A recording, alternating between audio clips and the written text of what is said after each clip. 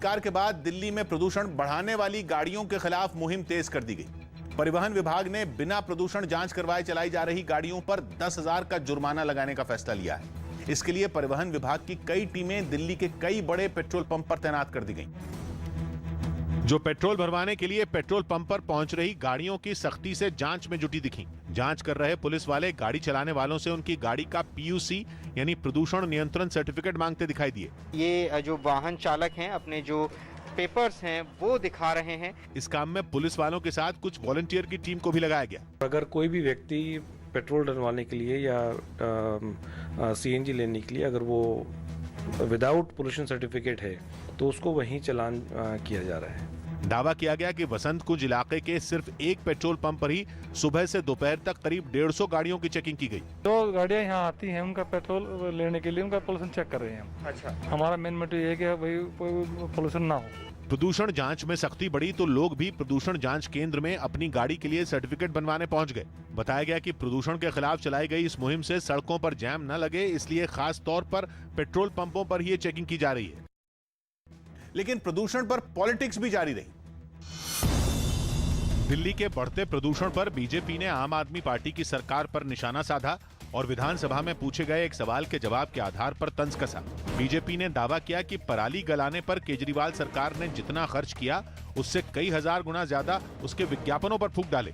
40,000 रुपए का कैप्सूल लिया गया और 15 करोड़ 80 लाख 36,828 रुपए खर्च किया गया एडवर्टाइजमेंट करने के लिए। आरोप लगे तो जवाब में दिल्ली सरकार ने बीजेपी पर कई इल्जाम मर डाले।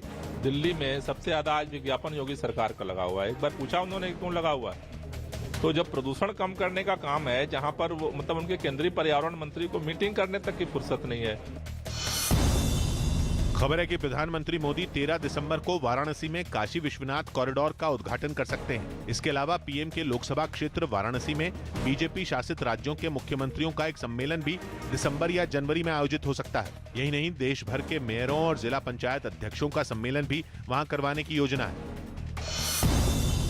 इंडोनेशिया मास्टर्स में के श्रीकांत और एचएस प्रणॉय अपने अपने मुकाबलों में जीत के साथ प्री क्वार्टर फाइनल में पहुंच गए। हालांकि बी साई प्रणीत हार कर टूर्नामेंट से बाहर हो गए।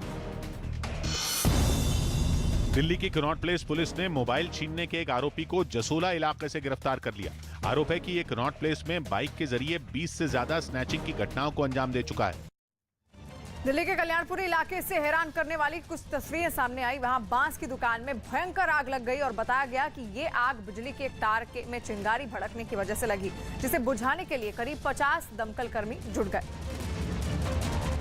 जो आग की भयानक लपटों पर पाइप के जरिए पानी की बौछार करते दिखे। आग की ऊंची लपटें दुकानों की छत से ऊपर तक उठती दिखाई दी। आग लगने से इलाके में अफरा तफरी मच गई और लोगों की भीड़ मौके पर जुट गई। आग इसलिए तेजी से फैली क्योंकि दुकानों में बड़ी संख्या में बांस रखे हुए थे। आग बुझाने के लिए दमकल की कई गाड़ियां और एम्बुलेंस मौके पर पहुंची। स्प्रिंकलर का काम हो रहा है और उसके साथ साथ यहाँ पर बीएसएस के लोगों ने फटाफट जो काम किया, मोर्चा संभाला, मुझे लगता है उसकी वजह से एक बहुत बड़ी ट्रेजेडी होने से ये बच गई है। काफी देर तक कड़ी मशक्कत करने के बाद आग की लपटें तो बुझ गईं, लेकिन सुलगती लकड़ियां तब भी चुनौती बनी रहीं, जिन्हें दमकल कर्मी पानी की बौछार से काफी देर तक बुझाते रहे।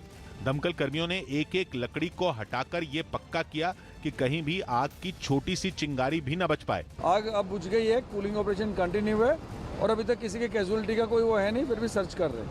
बताया गया कि इलाके में बांस की कई दुकानें मौजूद हैं और आग के वहां तक पहुंचने से पहले ही दमकल कर्मियों ने उस पर काबू पा लिया, जिससे बड़ा नुकसान होने से बच गया।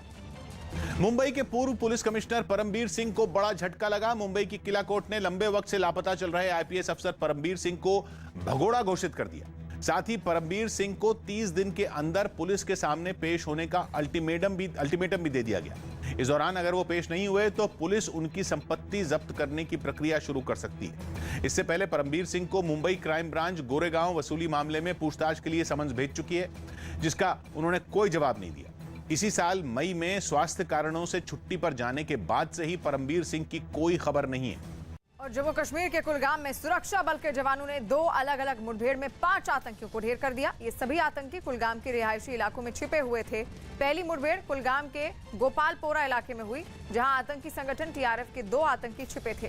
काफी देर तक चली मुठभेड़ के बाद सुरक्षा बल के जवानों ने दोनों आतंकियों को मार गिराया।